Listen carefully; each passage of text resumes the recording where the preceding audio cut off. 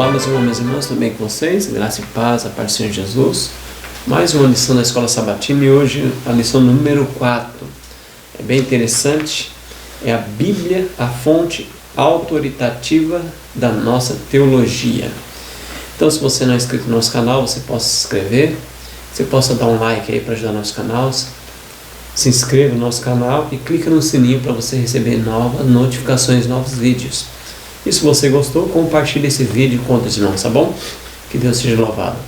Se você puder, vamos ajoelhar para falar com nosso Deus.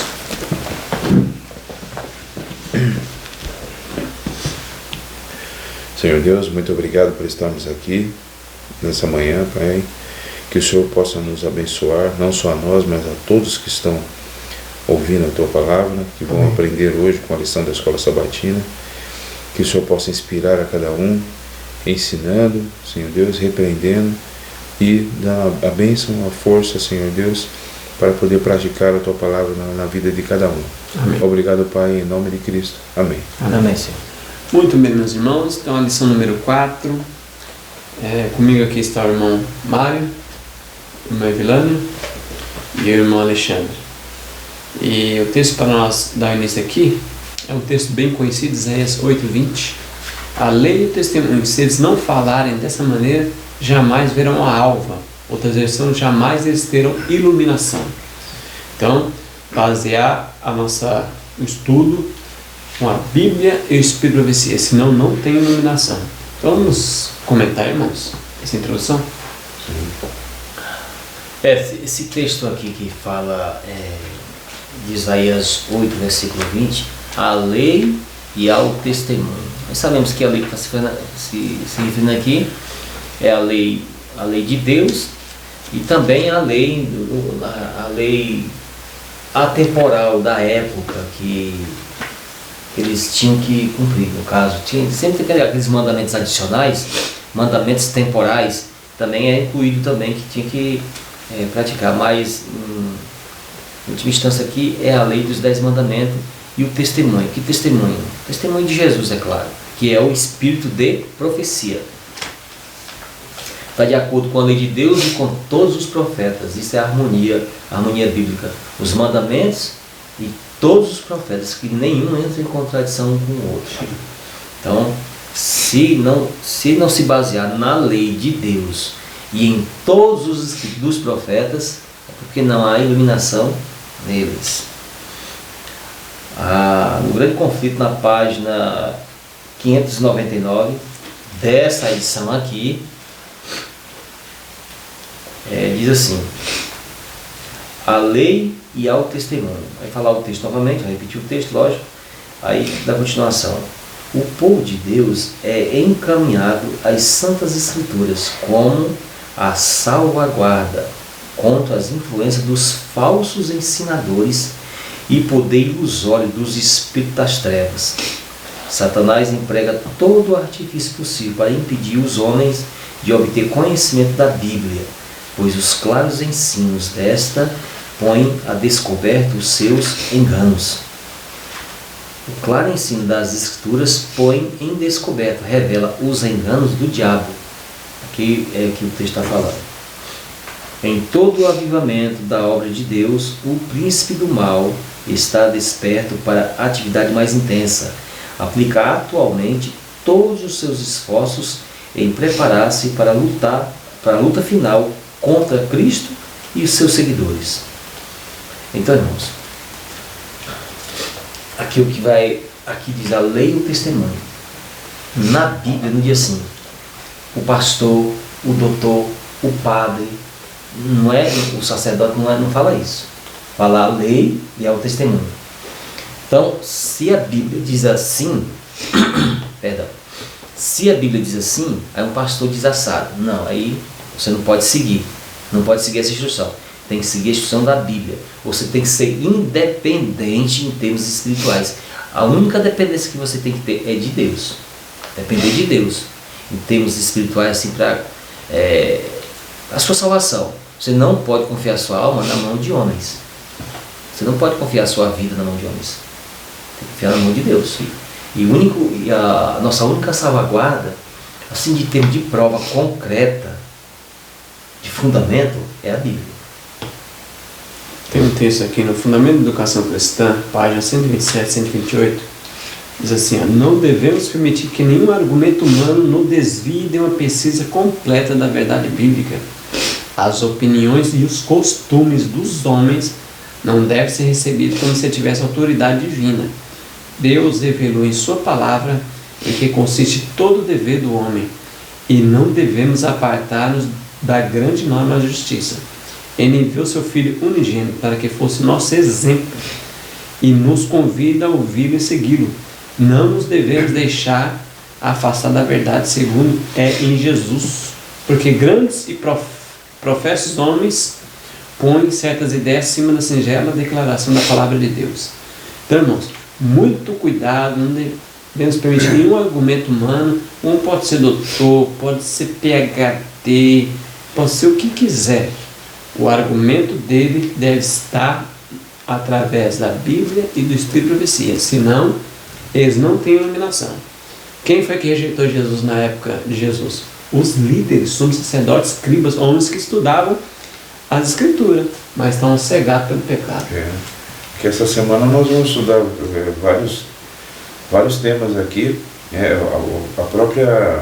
O próprio título da lição dessa semana, que diz ali que a Bíblia que é a fonte autoritativa de nossa teologia, levando a uma ideia aqui de autoridade, né? É ela quem tem autoridade sobre a nossa vida e sobre tudo, toda e qualquer doutrina ou palavra final que se dá, né? Nós vamos estudar um pouco essa semana aqui a respeito da tradição, a respeito da experiência, cultura e assim por diante, né? Vamos estudar outro tema aqui também a respeito da razão, né? Cada uma delas tem um papel definido, mas a autoridade final e acima de todas elas é a autoridade da Bíblia. Então, tudo e todos devem ser submetidos ao que diz a palavra de Deus. Há um assim diz o Senhor, né? E ninguém deve submeter a sua consciência à autoridade humana nenhuma, somente ao que a palavra de Deus inspirada pelo Espírito Santo. Nós não estamos aqui falando contra os doutores. Na Bíblia, na distribuição dos dons e talentos, lá diz que tem os pastores, doutores e assim por diante. Não é nada disso. Nós estamos falando aqui em termos de a pessoa querer confrontar a Bíblia com argumentos humanos. A Bíblia diz uma coisa e o camarada diz assado, né? Então, a Bíblia diz, guarda o sábado, o outro vem e diz, guarda o domingo. A Bíblia diz, não use ornamentações, esses ornamentos inúteis que tem. Aí veio outro, não, isso não tem nada a ver não, isso é um ato cultural, Deus entende e tal. Então, essas questões. Então a Bíblia, ela é suprema, a palavra de Deus é suprema. No livro Patriarcas e Profetas, na página 737, deixa eu ver aqui, diz uma coisa muito interessante. A respeito dessas questões, nós precisamos estar atentos em relação à interpretação bíblica. Eu não vou ler o pensamento, mas eu vou assim explanar para vocês essa questão. Se você pegar a Bíblia, a inspiração divina, vários autores de diversas partes do mundo e diversas culturas, eles escreveram a Bíblia, inspirado pelo Espírito Santo, com profissões diferentes, com culturas diferentes. Olha como é interessante isso, para você ter uma ideia como uma coisa interessante. Eles tinham hábitos, costumes diferentes, profissões diferentes, mas que o pensamento, em termos espirituais, é como se fosse uma única cultura. Assim, em harmonia. Uma coisa incrível, né? Hoje em dia tem pessoas que pegam os hábitos culturais do mundo, quer suplantar a palavra de Deus com os hábitos culturais. Irmãos, a gente tem muito cuidado com relação a isso aqui, porque não pode haver essa questão não. A Bíblia, ela é superior à cultura. Sim. Domingo agora a tradução. Lê para nós aí, meu Mário. 1 Coríntios 11, 1 Coríntios 11, verso 2, e o Vilano lê 2 Tessalonicenses 3, 6. 2 Tessalonicenses 3, verso 6. 1 Coríntios 11, 2. Ora, louvo-vos, irmãos, porque vos lembrais de mim em todas as coisas, e guardais as ordenanças, como eu as entreguei a vós. 3, verso 6 diz assim: mandamos, irmãos, em nome de nosso Senhor Jesus Cristo, que vos aparteis de todo irmão que anda desordenadamente, e não segundo a tradição de nós recebestes, que de nós recebestes. E baseado em Marcos, capítulo 7, de 1 a 13, né? Jesus ali reagiu às tradições humanas em seus dias. Então vamos comentar uma tradição. Que essa tradição é válida, qualquer tradição, ou rejeita toda tradição, baseado nesses textos que a gente leu. O que é a tradição? Assim, um exemplo claro disso é nas nossas igrejas, por exemplo, né? Quando a pessoa vai subir ao púlpito para pregar, ela vai sempre acompanhada de 2 ou 3 pessoas, né? Elas chegam ali na frente, se ajoelham, oram, levantam-se no mesmo instante ali, se canta um hino, faz uma oração intercessória e tudo mais, né? Não é desse tipo aí de tradição que Jesus está falando. Ele está querendo dizer de tradições que querem ser superiores aos mandamentos de Deus. Ele deixou bem claro isso, né? Invalidais o mandamento de Deus, né, segundo as vossas tradições, né? Então isso é perigoso, né? Porque a gente pode também dizer que alguns, né, pós-modernos, cristãos pós-modernos, querem querer também invalidar toda e qualquer dessas tradições que eu falei para vocês aqui, com uma ideia moderna, e que se deve mudar toda, por exemplo, a doxologia, né, para se entrar no púlpito, uma vestimenta adequada para poder pregar a palavra de Deus. Isso não é uma tradição, isso é um bom costume, algo apresentável que vai gerar na palavra um impacto esperado nos ouvintes a respeito do que está sendo explanado, né? E várias outras coisas também, né? Esses hábitos e costumes, tem alguns costumes que, como se diz, tradições e costumes que se harmonizam com a palavra de Deus. Em que sentido? Você cria um hábito para que promova mais reverência, mais tranquilidade, mais paz. Isso aí é coisa boa. Jesus não está falando disso. Está falando de coisas que vai contra a sua palavra e que cria problemas espirituais. É nesse sentido. A gente tem um capítulo do Desejado de Todas as Nações que fala sobre tradição. Obviamente eu vou ler aqui só algumas linhas aqui na página 395. É o capítulo a tradição. Os escribas e fariseus, esperando ver Jesus por ocasião da Páscoa, armaram-lhe uma cilada. Jesus, porém, conhecendo o desígnio, absteve-se dessa reunião.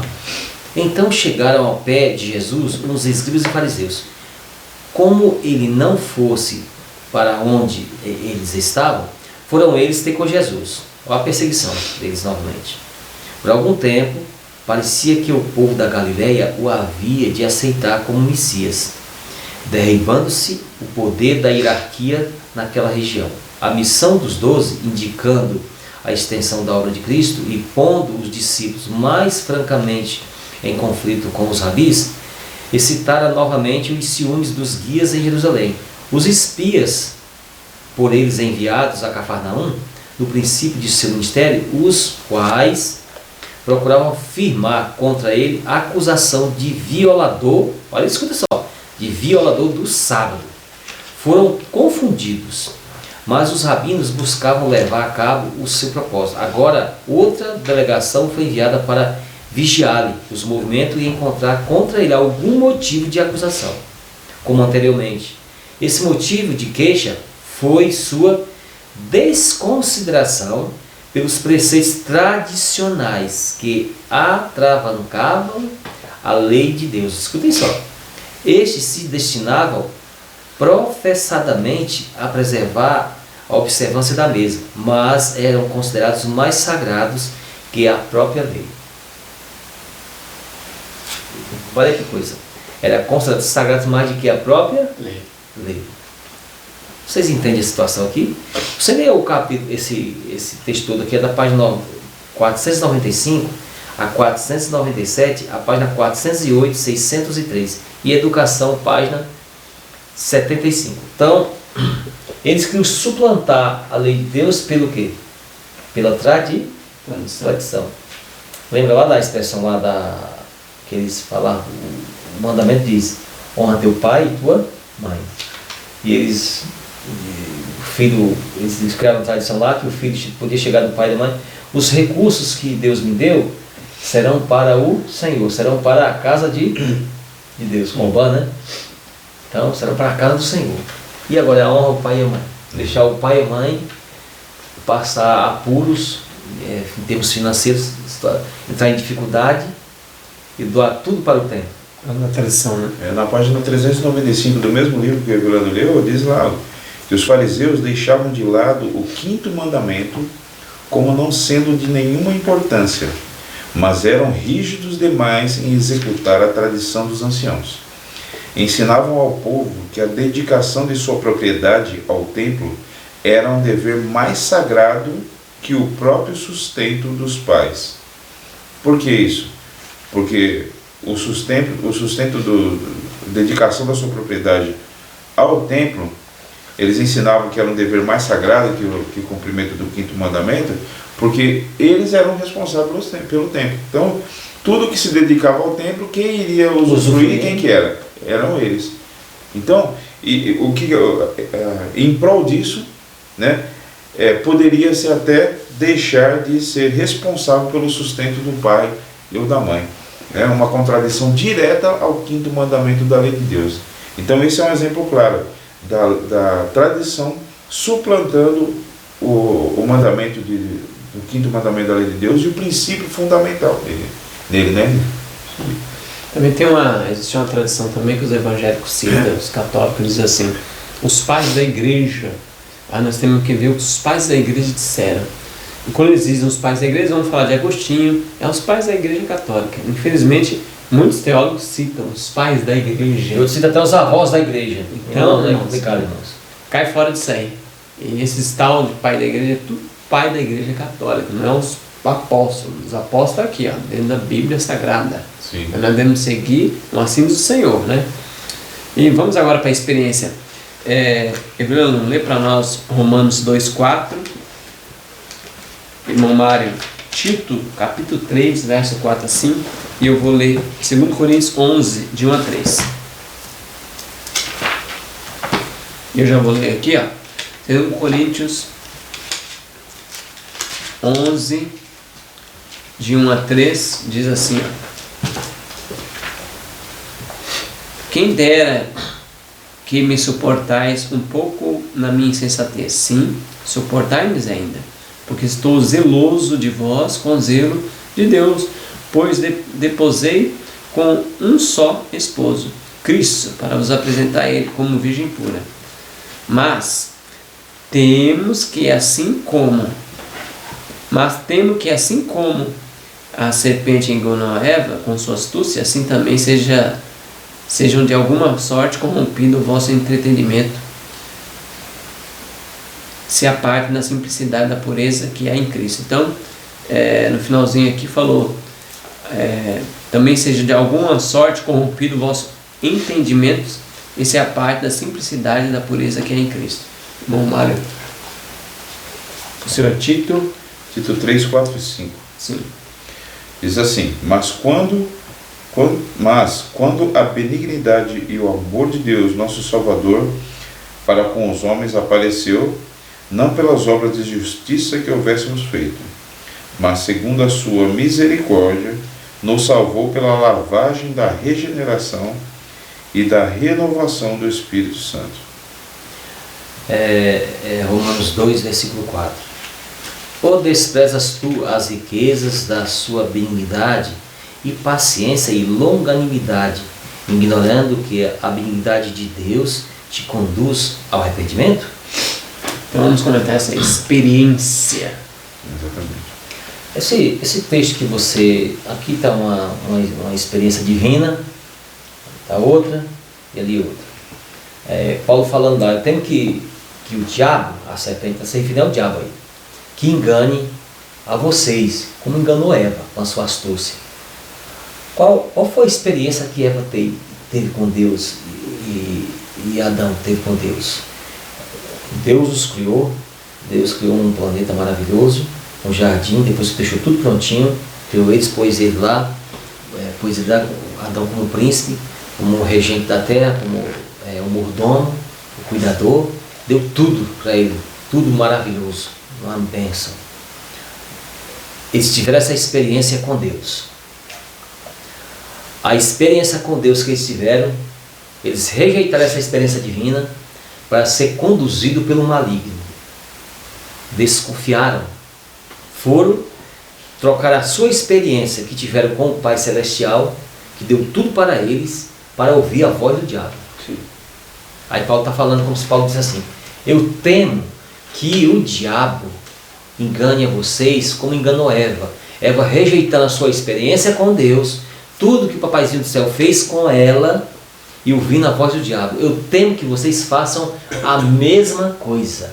Rejeite a experiência divina que vocês têm com o Pai Celestial e troca ouvir a voz do diabo e vocês sigam no caminho exatamente do que Eva seguiu, o caminho da transgressão. Sim, e a experiência tem que ser assim do Senhor, que alguns vão falar assim: irmão, consulta aquele irmão lá, que ele é antigo na igreja, ele tem 30 anos de igreja, mas é uma apostatado.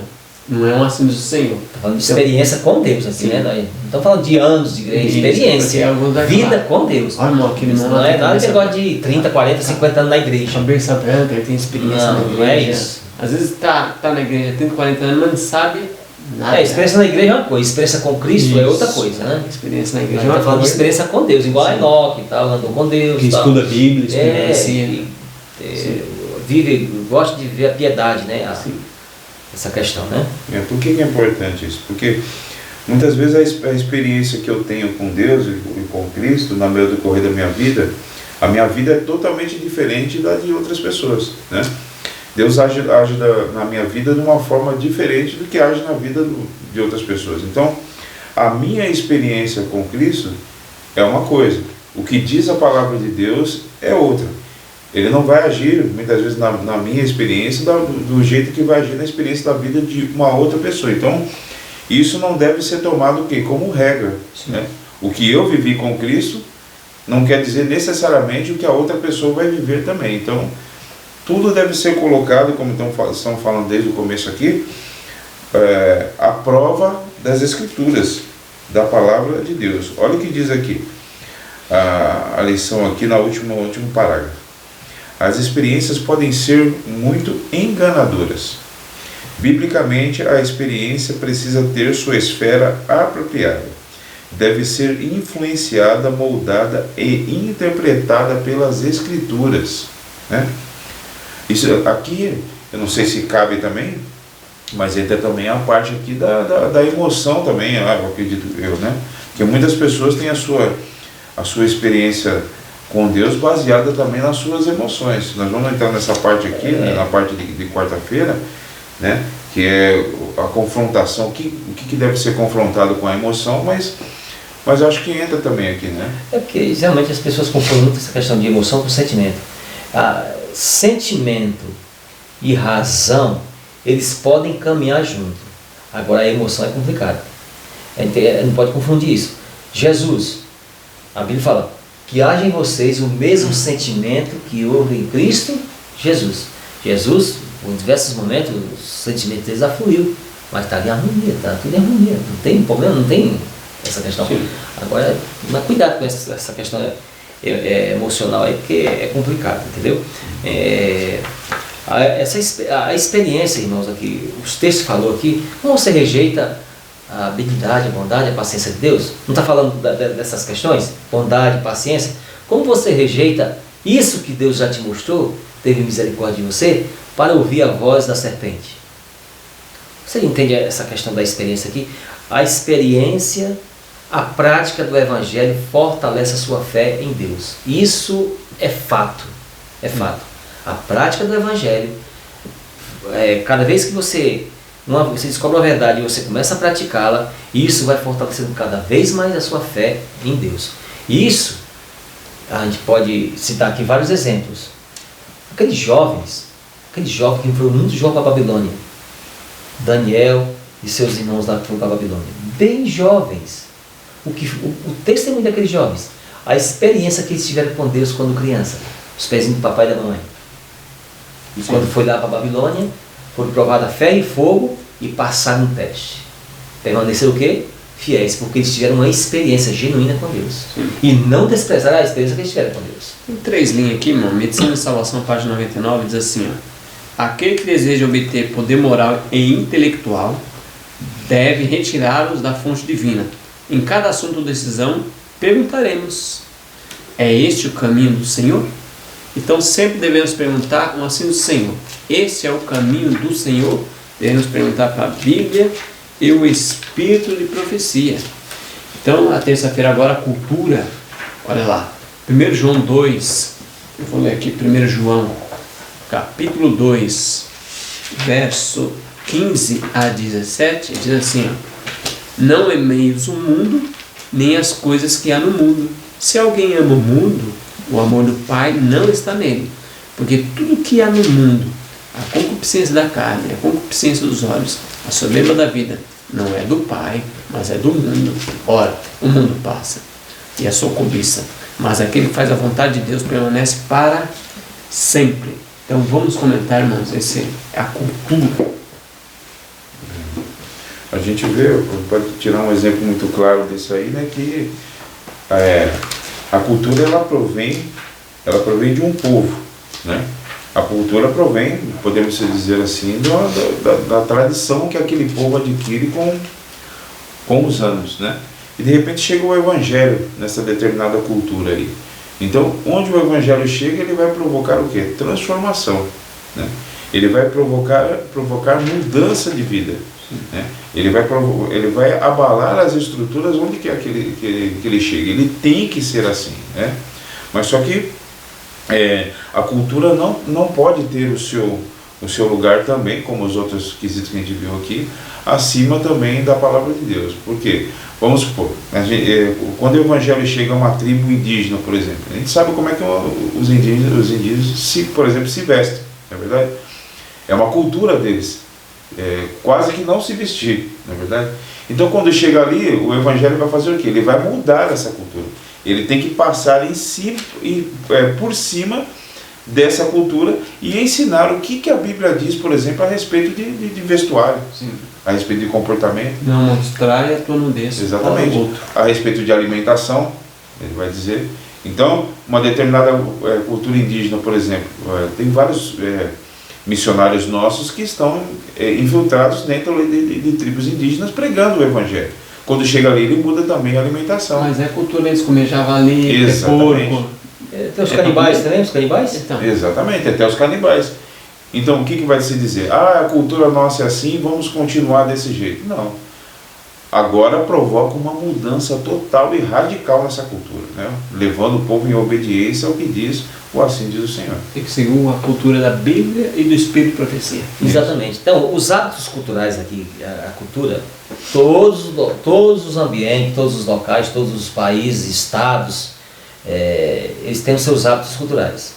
Os hábitos culturais que a Bíblia aqui está falando, que tem que ser suplantada pela palavra de Deus, é aqueles hábitos culturais que interferem em espiritualidade. Todo mundo tem hábito cultural, todos nós temos. Tem alguns hábitos, eles não influenciam assim em questão espiritual, é um hábito cotidiano. A Bíblia não está falando disso, está falando disso. Vamos supor, lá na África eles usam umas roupas assim, coloridas, umas roupas assim, que é diferente da nossa, mas batendo com a Bíblia e o Espírito Santo, o cumprimento adequado, não mostrar nudez. Então, não tem problema. Não tem problema. a música, tal, e tem todas essas questões podem entrar em harmonia no mundo todo. O mundo é todo dividido com seus atos culturais, mas podem entrar em harmonia com o poder do Evangelho. É desse tipo de cultura que a Bíblia está falando, que é prejudicial à harmonia, não se harmoniza com a palavra de Deus, né? Nós aqui no Brasil temos nossos hábitos culturais. As pessoas lá de outros países têm os hábitos culturais dela. E muitas pessoas de outros países se chocam com nossos hábitos culturais. Alguns que para elas são assim meio implicados, como nós também se chocamos. Como cumprimentar, né? Exatamente. Porque a gente cumprimenta, tudo bem, toca na mão, vai na casa das pessoas. Outros lugares não tem essa cultura. Eles não pegam na mão, não ficam com esse negócio de vai na casa da pessoa, tem que marcar um horário, não pode chegar de surpresa. Se escandaliza, né? Exatamente. É um ato cultural, né? Tem um texto aqui, irmãos, no Testemunho para a Igreja, volume 5, página 78, ó. Nossa única segurança é manter-nos como povo peculiar de Deus. O que é peculiar? Diferente. Ó, não devemos ceder 1 milímetro ante o costume e moda desse século degenerado, mas permanecer em independência moral, sem transigir com as suas práticas corruptas e idólatras. São necessárias coragem e independência para erguer-se acima da norma religiosa do mundo cristão. Olha, mano, tem que ter independência. E as pessoas em geral não estão dispostas a seguir o exemplo de Salvador, de abnegação e sacrifício, mas buscam constantemente esquivar-se da cruz que Cristo declara ser o sinal do discipulado. Testemunho para a Igreja, volume 5, página 78. Então, irmão, nós temos que ter independência moral. Nós temos que andar onde quer que a gente vá, com Bíblia e o Espírito de Profecia. E tem outro comentário aqui, que é bem curtinho. Conselho para as Igrejas, página 343, diz, é um texto bem conhecido, está no livro Eventos Sinais também. Agora é tempo para preparar. O selo de Deus jamais será colocado à testa de um homem impuro, jamais será colocado à testa de um homem cobiçoso, amante do mundo. Jamais será colocado à testa de homens ou mulheres de língua falsa, coração enganoso. Todos que recebem o selo de Deus devem ser imaculados diante de Deus, candidato para o céu. Então o selo de Deus não será colocado uma pessoa mundana, uma pessoa que gosta de seguir os costumes mundanos do mundo. Isso. Ó, um exemplo de um costume mundano, irmão, é um costume nosso, uma cultura na igreja, as irmãs vai tudo comportada. Aqui eu vou falar que destaca mais, mas os homens também. Vai tudo comportadinho, com a roupa. No mundo, quando a pessoa sai da igreja, ela troca aquele vestuário. Ela anda com vestuário que ninguém reconhece. Quem é essa pessoa? É da igreja? Então esse é um costume mundano. É um costume mundano. Exatamente. Por quê? Por que na igreja deve andar assim e na rua deve andar tudo relaxado? Assim, eu estou falando, irmão, no sistema de roupa indecente, tá? Estou falando de... Tem alguns irmãos que entram até no extremismo total, que fala assim, não, nós temos que andar terno e gravata tanto na semana, como se for para praia. Não, estou falando de um vestuário decente. Questões morais. Isso, você pode ir para praia, você pode ir para onde você quiser. Pode ir para o rio, mas tem que estar decente. Ficar com indecência, né? Aqui a lição lembra muito bem uma frase que a gente não pode deixar passar batido. Que a cultura, como qualquer outra faceta da criação de Deus, ela é afetada pelo quê? Pelo pecado. Toda cultura que é contra a palavra de Deus, ela está afetada pelo pecado. Ela foi afetada pelo pecado. E a Bíblia, a palavra de Deus, ela exibe uma repreensão contra o pecado. Então as duas estão em choque. Não tem como. Então onde a palavra de Deus entra, ela vai entrar em confronto com a cultura, porque ela está afetada pelo pecado. Então tem que continuando, ela diz assim, consequentemente, ela também está sob o juízo de Deus. Então não adianta chegar no grande dia do julgamento e se apresentar a cultura da qual você vive como uma desculpa, uma justificativa para você viver daquela maneira. Não vai adiantar. Exatamente. Nós estamos vendo aí os chineses, por exemplo, a cultura deles é comer qualquer tipo de animal, vivo, nem morto, muitas vezes vivo, né? Essa cultura está ou não está em confronto direto com o que diz a palavra de Deus? É claro. Está afetada pelo pecado ou não? Claro que está afetado pelo pecado. Então isso não vai ser usado como um argumento para justificar os erros de Aí Deus. outros vão dizer assim, irmão, para mim não ser influenciado pela cultura, eu vou me isolar. Aí é outro hábito cultural que não tem nada a ver. se isolar. Jesus não se isolou, mas não era afetado pela cultura da época que ia contra a palavra de Deus. O mais indicativo é você não ser influenciado, sim você influenciar. Esse é o mais indicativo. E comentando esse texto aqui ainda, no Testemunho para a Igreja, volume 1, na página 499, vai citar o texto: não ameis o mundo, nem o que há no mundo. Aí vai citar o texto aí e tal, e depois vai dizer assim: é um fato alarmante como o amor do mundo predomina na mente dos jovens. Eles decididamente amam o mundo e as coisas que no mundo há, e por essa razão o amor de Deus não encontra guarida em seu coração. Escutem só: acham prazer no mundo e nas coisas do mundo e são estranhos ao Pai e às graças de seu Espírito. Deus é desonrado pela frivolidade e a moda, o modo fútil e o riso que caracterizam em geral a vida da juventude. Paulo exorta os jovens a serem modo equilibrados, exorta semelhantemente os jovens a que sejam moderados em tudo, te dá, por exemplo, de boas obras na doutrina, mostra incorrupção, gravidade, sinceridade, linguagem sã e irrepreensível, para que o adversário se envergonhe, não tendo nenhum mal que dizer de nós. Então, Tito 2, versos 6 a 8. Então, aqui lê a página toda, aqui que tem muita coisa interessante que diz que aqui as pessoas estão vendo a verdadeira loucura. Quando a gente fala assim, essa questão amar o mundo, as coisas que é no mundo, nós estamos falando das coisas ilícitas. Todo mundo vive no mundo, nós vivemos no mundo e participamos dos hábitos do mundo. Mas o que ele está se referindo é aqueles hábitos que são contra a palavra de Deus. Tem o cotidiano nosso que nós vivemos e isso aí não afeta nada. Agora tem aquela parte lá que ele está falando que é contra, a Bíblia fala para você ir numa determinada direção e essa cultura ela distorce e leva para você outro hábito, outra situação. Sim, uma cultura boa, que é uma cultura, é os irmãos se vestir de social, terno e gravata e ir para a igreja. É uma cultura. A Bíblia não fala assim, vai de terno e gravata para a igreja. Não tem, né? É moderno isso. Mas o que é o princípio? É você ir com o melhor vestuário que você tem na presença de Deus. Vamos supor, se você for no tribunal, você vai de chinelo e bermuda, vai lá que você não entra diante de juiz humano. E diante de Deus nós vamos todo relaxado. E tem uma cultura boa. A gente ir com a melhor roupa que a gente tem. Com a melhor roupa que... Quando a gente vai no casamento, a gente gosta de se vestir como? Como que a gente se veste, mano? Não sei, não importa. Nós vamos se vestir, não, todo relaxado. Nós compra até roupa nova, nós quer ir com a melhor roupa. É assim que nós devemos ir na presença de Deus, na igreja. É uma cultura boa. Isso mesmo. Não suplanta a palavra de Deus, né? Exatamente, exalta. Pelo contrário, exalta. Então vamos lá agora a razão. Eu vou ler 2 Coríntios capítulo 10, 5 a 6, no Maranê, para nós, Provérbios 1, verso 7 e capítulo 9, verso 10. Eu vou ler 2 Coríntios 10. Evilano poderia ler esse aí, Provérbios 9, 10, Evilano. Provérbios 9, verso 10. Irmão Mário lê Provérbios 1, 7. Eu vou ler Coríntios 10, capítulo 10, verso 5 e 6.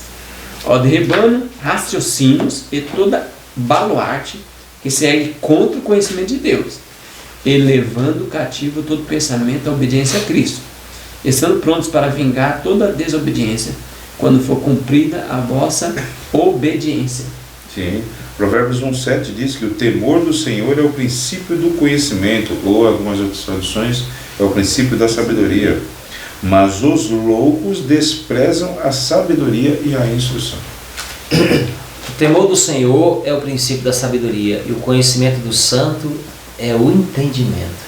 Então vamos comentar isso aí, irmãos, baseado ali, esse razão, raciocínio, já deu uma pincelada.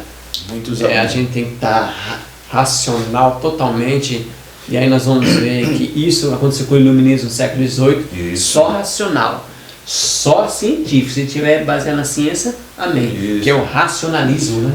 Muito na própria Revolução Francesa, quando surgiu o iluminismo e tudo mais, a razão ela foi colocada como uma deusa, né? Substituindo a crença na palavra de Deus, né? Não foi colocada, mas não estamos dizendo no tempo passado, mas ela reflete até hoje e está refletindo cada vez mais na nossa sociedade, né? A razão acima de tudo, né? Através de ideologias, instituições de ensino, né? Que colocam a razão e até a experiência científica como acima da palavra de Deus. Não é dessa razão que a Bíblia fala, né? A Bíblia fala aqui da razão quando você contempla, por exemplo, a natureza, né? Você não deve ser levado a um sentimentalismo, mas ser levado à razão de olhar e pensar. Não é possível que isso tenha surgido do nada. Existe algum criador e um projetista por trás de toda essa natureza que eu estou vendo. Então, a sua razão vai te levar a meditar que alguém está por trás daquilo ali, né? Então, a sua razão vai te levar a quê? A Deus. Não um sentimentalismo tolo, emocional, de você chorar e simplesmente... Não. Mas vai te levar a pensar no projetista que está por trás da natureza. É só um exemplo, né? É um exemplo. Nós, como seres criados por Deus, nós somos seres sensíveis. Então, o que acontece? Nós não podemos... eu vou fazer uma ilustração aqui.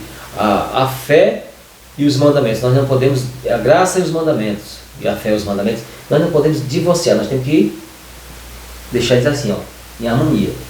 Nós não podemos divorciar o sentimento da razão. Por quê? Se nós fazemos tudo a maneira razão, só razão e lógica, e nós desprezarmos o sentimento, nós vamos tornar tudo frio como o iluminismo, então nós não vamos pelo caminho bom não. E se nós declinar para o sentimento e esquecer a razão e a lógica, é outra complicação. Fica fanático. Então é complicado. Então o que acontece? Vamos deixar do jeitinho que Deus criou, a razão e o sentimento juntos. E a razão acima de tudo. Exatamente, a razão e o sentimento. Porque Deus ele fala que nós devemos moldar a nossa mente e oferecermos nós em sacrifício vivo. Romanos fala isso. Num culto racional. Exatamente. O culto racional. O culto racional, onde Deus mostra pela sua palavra o peso da evidência das coisas. Seguir o peso da evidência, né? Isso nós devemos seguir. Mas não seguir, como muitos pensam, ficar só essa questão da razão, porque a fé, a espiritualidade, ela ultrapassa os limites da razão, da lógica e do sentimento. Também a lição fala aqui no último parágrafo também, na parte de quarta-feira, nós devemos lembrar, assim como a cultura, né? Lembremos-nos de que mesmo o poder de raciocínio foi afetado pelo pecado e precisa ser colocado sobre Cristo. Então, nós acabamos de comentar aqui que a cultura, toda e qualquer cultura, foi afetada também pelo pecado. E toda a razão, o raciocínio do ser humano também foi afetado pelo pecado. Então, tanto a cultura que nós acabamos de falar, como o raciocínio humano, tem que ser colocados sob a palavra, o que diz a palavra de Deus, sobre Cristo. É obediência, né? Cativa a obediência. Exatamente. A emoção excessiva também, como a Vilânia citou aqui, ela quer também inutilizar o que diz a palavra de Deus. Um exemplo disso é, por exemplo, o dom de línguas, que é muito mal interpretado, às vezes, no meio cristão, né? Para eu poder comprovar que eu estou ungido pelo Espírito Santo, tem que haver em mim manifestações emotivas, gritos e pulos e tudo mais, né? Então, uma emoção exacerbada para fora, para eu poder comprovar que eu estou afetado pelo Espírito Santo. Não é isso que a palavra de Deus diz. A palavra de Deus diz que a pessoa com o Espírito Santo, ela produz o quê? Os frutos do Espírito. Então, nessa questão aí, muitas vezes é colocada a emoção que se deve ter no momento, acima do que diz Gálatas ali capítulo 5, que são os frutos do Espírito, né? A emoção não pode suplantar os frutos do Espírito nunca. Então isso é o quê? Você ser levado pela razão. Pessoas que são convertidas por motivos emotivos, são as pessoas que mais desprezam a palavra de Deus. Mas abandonam a fé. Sabe esse culto que é exaltado o êxtase, o frenesi? Muita música, muita O gritaria. frenesi, a pessoa se descontrola, não tem ali aquela parte onde conduz a pessoa de maneira racional e lógica. A pessoa até canta, não sabe nem o que a letra está falando. Exatamente. Nós não estamos falando aqui daquele culto, do despertar dos sentimentos mais profundos da pessoa Que leva a Cristo. Né? Não estou falando disso. Eu estou falando do frenesi, daquela adrenalina do frenesi, que as pessoas se envolvem, se encantam e se emocionam. Tá? Tudo aquilo tem até alguns pastores dizem, você vai se emocionar. Sim. É muito perigoso isso, irmão. Sim. Esse negócio, você vai se emocionar. Às vezes a pessoa toma uma decisão na emoção, depois na semana, quando esfria, ela fala, puxa, agora eu estou raciocinando com a razão e não era para ter feito aquilo. Exatamente. A emoção muitas vezes ela é como uma droga no ser humano, né? Ele precisa daquilo ali constantemente para ele se sentir satisfeito e se sentir ali vivo, com uma experiência nova. A emoção é do mesmo jeito, né? Esse culto emocional é do mesmo jeito. Ele precisa daquilo ali constantemente, porque senão a sua fé vai fazer o quê? Ela vai esfriar. Então, ele não é regido por princípios da palavra de Deus. Ele é regido pelo emocionalismo acima da razão. Isso é muito perigoso. No Coríntios 10:5 eu li, derribando raciocínios e todo baluarte que se ergue contra o conhecimento de Deus, levando cativo todo pensamento à obediência a Cristo. Então tudo tem que levar a obediência a razão e sentimentos. Sim. Isso. Olha o que diz o Provérbios 1:7 que nós lemos.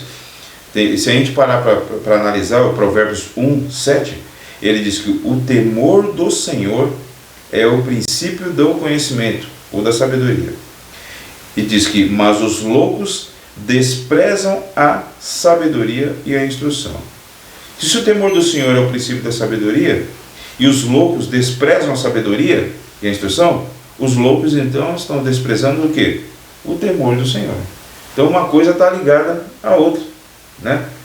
Então devemos ser regidos por princípios e pela razão, não a razão iluminista do século XVIII, mas a razão que nos leva a contemplar um Criador em todas as coisas. que era o racionalismo. Racionalismo é nada com emoção. Até teve um homem aí que diz assim, aqueles milagres que Jesus fez, aquelas coisas, eu rejeito totalmente. Que aquilo aí tem que crer pela fé.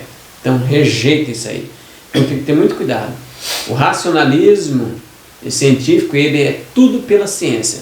Bom, como que eu posso provar que o milagre de Jesus foi verdadeiro? Pela ciência não posso provar, então eu rejeito. Então muito cuidado, irmãos. Nós temos que ter o raciocínio lógico na palavra de Deus. Se a palavra de Deus falou assim, pela fé, então temos que crer pela fé. Um exemplo, cremos pela fé que o mundo foi feito em 6 dias, no 7º dia Deus descansou. É pela fé. Cientificamente você não vai comprovar. Como que você vai comprovar isso? Então é pela fé. Então o raciocínio nosso é pela palavra de Deus. Se a palavra de Deus falou que foi em 6 dias, no 7º dia descansou, foi 6 dias literais e pronto. Então, aí ultrapassa a razão, a lógica e os sentimentos. Então, nós não devemos limitar a palavra de Deus, a experiência com Deus, o que Deus, a palavra de Deus diz, limitá-la em relação à razão, lógica e sentimentos, irmãos. Isso não, ela ultrapassa todos os limites, Mas quando eu falo todos os limites, esses limites que ela ultrapassa nos leva mais para perto de Cristo e não ao contrário. Amém. Então vamos lá agora, quinta-feira é a Bíblia. Lê para nós, irmão Mário, João 5, 46 e 47, eu vou ler João 7, 38. Aqui. João 5, 46 e 47. Está aqui. Porque se vós cresceis em Moisés, teriam crido em mim, porque de mim ele escreveu. Mas se não credes nos seus escritos, como crereis nas minhas palavras? E João 7,38, quem crê em mim, como diz a Escritura, do seu interior correrão rios de águas vivas. Então, nos comentários, irmãos, a Bíblia, Jesus, a melhor fonte, para onde ele levava nós? A própria pergunta aqui, ela já se responde ela mesma, né? Para Jesus Cristo, qual era a melhor fonte para entender questões espirituais? A própria passagem que nós lemos aqui está claro, né? A melhor fonte é a palavra de Deus. Porque a palavra de Deus, o Antigo Testamento naquela época, era o que testificavam a respeito dele mesmo, né? Então até o próprio Jesus, quando foi tentado no deserto da tentação, usou a palavra de Deus. Quer dizer, ele usou os próprios escritos que ele mesmo inspirou os escritores da Bíblia ali, através da pessoa do Espírito Santo, né, a poderem escrever o Antigo Testamento. Então ele podia muito bem reprovar Satanás, falar, repudiar Satanás, afirmando a sua posição. Ó, sai daqui porque eu sou o Criador. Eu sou Jesus, eu sou o Filho de Deus, então você não tem direito àquilo. Não. Ele levou as Escrituras, ele disse, está escrito, está escrito. Por quê? Porque através do Espírito Santo já tinha sido dito anteriormente. Então, Amém. O que isso quer dizer? A palavra de Deus, ela é firme e ela permanece. Autoridade total. Deus não muda. É o que está escrito e pronto. Isso. Seja no Antigo Testamento, seja no Novo. E Deus é tão bom com nós, Advento sétimo dia, o último período lá do céu, que Ele deu a Bíblia, e aí com a nossa mente está muito embotada, porque nós somos bem enfraquecidos, lá do céu, cega, né? Destituída das vestes de Jesus. Jesus dá um colírio para nós, o Espírito e profecia, para que a gente veja a palavra de Deus como ela é. Então Deus, na sua misericórdia, deu para nós, Advento sétimo dia, um comentário fiel da Bíblia. Porque alguns vão dizer assim, olha o raciocínio de um pecador sem Jesus. Irmão, na Bíblia está café e Coca-Cola? Não está, então posso beber. Tá entre linhas. Então, aí, porque a nossa mente é embotada, tá lá, bebida forte, mas aí você vai para o Espírito que ele vai comentar e vai falar assim, café é pecado. Então, então Deus deu um comentário. Se a gente ficar nesse raciocínio das pessoas, não, tá café na Bíblia? Não tá. Tá maconha, cocaína, então nós podemos usar. Tá tudo na Bíblia, só não tá o nome. Isso, mas tá o princípio lá. Tá tudo na Bíblia. Não matarás, Tudo que é quer comais, ofensivo, quer bebais, ou faças qualquer outra coisa. tudo que é ofensivo, tudo que é de cunho moral, assim, seja antigo ou seja moderno, agora tá na Bíblia, tá tudo. Sim. Agora eu pergunto a você, Deus ele é velho? Ele é novo? Deus é Deus. Deus é Deus. Então ele conhece todas as culturas desde o começo Ele tá atrás, até tá o na final. frente, tá hoje. Gente, vamos assim, em termos racionais, friamente aqui. Será que Deus não ia pôr em sua palavra uma coisa que ia ofender o ser humano em termos modernos? E nós ia acompanhar através da profecia, através da história, ia se modernizando e criando as coisas, e Satanás, com a maquinaria satânica dele, criando as coisas para derrubar o homem, em termos morais, em termos físicos. Deus não ia se antecipar ao diabo. Quem é mais esperto, Deus ou o diabo? Eu acho que é Deus. Não ia se antecipar a ele. E com a modernidade vindo, e Deus ia acompanhando o ser humano, e logicamente ele ia dar. Já que ele disse que não está na Bíblia, então eu vou pôr no Espírito de profecia então. Está aí. Não está na Bíblia, está no Espírito de profecia. Para deixar Agora, se você não crê, aí é outra questão. Para deixar nós sem desculpas, irmão. Nós adventistas do sétimo dia não tem desculpa. As pessoas que não é adventistas, não têm essa luz, têm desculpa. As pessoas podem até morrer salvas sem esse conhecimento. Mas nós adventistas do sétimo dia, não. Então tem que ter muito cuidado, irmãos, para a gente não cair nessa falácia. Outra falácia que a adventista do sétimo dia cita, sola escritura. Citam lá a frase de Martinho Lutero, que os evangélicos falam, dizendo assim, só Bíblia, fora com o Espírito de profecia. Mas quando Lutero falou essa frase, ele estava falando assim, fora a tradição e só a palavra de Deus. Porque os homens diziam assim, principalmente a igreja católica, é a Bíblia e a tradição da igreja, os pais da igreja. Vamos ver o que eles falam. É tudo junto. Aí Lutero falou, não, fora a tradição, a Bíblia é acima de tudo. Então para nós, irmão, é só Bíblia e Espírito de profecia. Não fica com essa frase não, igual Lutero, só na escritura, que você não vai ser salvo falando isso aí não. Rejeitando o Espírito de profecia. É coisa rebelde. Não, isso é rebeldia, a gente sabe, olha, pela matemática da razão e da lógica, um pastor, hoje, chega assim, olha, não, é só a Bíblia. Precisa sair daí em casa, tá, mas não dá isso em consideração, não, é só a Bíblia. É só meditação. Isso aí nem acreditar no Apocalipse no tempo de João. Porque no João, na época, ele era o quê? Era a Bíblia ou o Espírito de Profecia? É o Espírito de Profecia. Então, por que não estava nas Escrituras? Não ia acreditar no Apocalipse. Não ia acreditar no Apocalipse. As cartas de Paulo é só carta que ele manda para as igrejas. Não tem tanto importância, é cartas. A Bíblia, ela é um produto do Espírito de Profecia. Sim. Toda a Bíblia.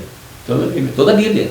É um produto do Espírito, do dom profético. Uma linguagem, quem não conhece essa linguagem, só no Adventista, é o dom profético. É um produto do dom profético. Deus deu o dom lá e a pessoa vai lá e escreve. Escreveu. Se a Bíblia fosse reescrita hoje, que não é o caso, mas estou dizendo uma hipótese. Se fosse escrita hoje, o Espírito de Profecia estaria dentro da Bíblia. Exatamente.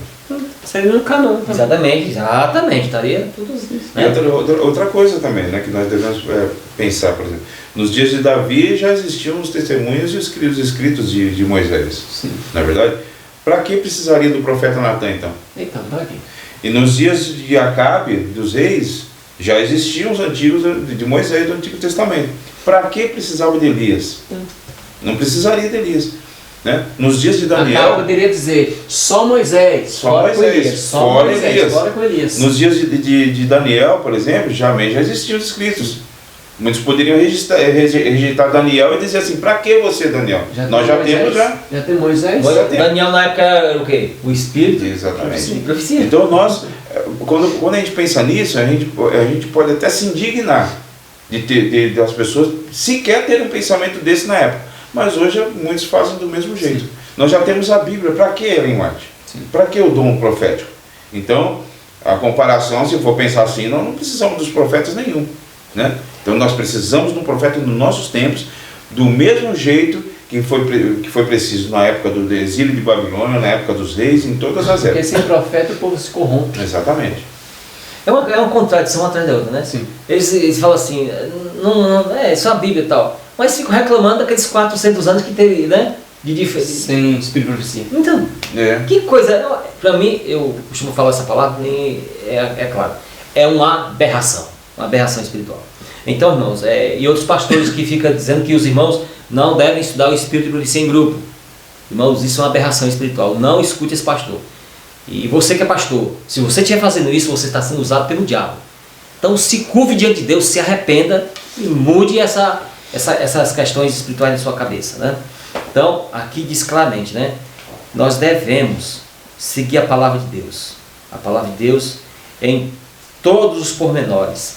E Deus instrui a cada um de nós a dependermos dele, exclusivamente dele, através de sua palavra. Porque eu não estou vendo Deus. Você viu Deus?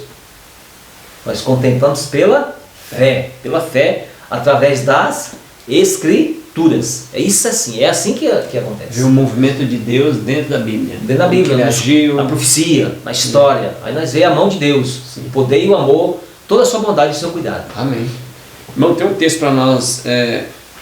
Na quinta-feira, por meio das Escrituras, o Espírito Santo fala mente e grava a verdade no coração. Assim expõe o erro, expulsando do coração. E pelo Espírito da verdade, agindo pela palavra de Deus, que Cristo submete a si seu povo escolhido. Ellen White, Desejado de Todas as Nações, página 671. Isso. Olha que interessante. Então, o Espírito Santo, irmão, por meio das Escrituras, fala a mente. Então, é através da palavra de Deus que o Espírito Santo fala para nós o que é pecado e o que é não. Se a pessoa não estuda, irmão, não vai saber o que é pecado e vai ser joquete de Satanás. Exatamente. Aqui tem outro texto aqui, comentando aquele João 5, versos 46 e 47. Eu não vou ler a página toda, tem só alguns tópicos aqui. Era, porém, impossível Adão, por exemplo e preceito, deter a onda de miséria que sua transgressão trouxera aos homens.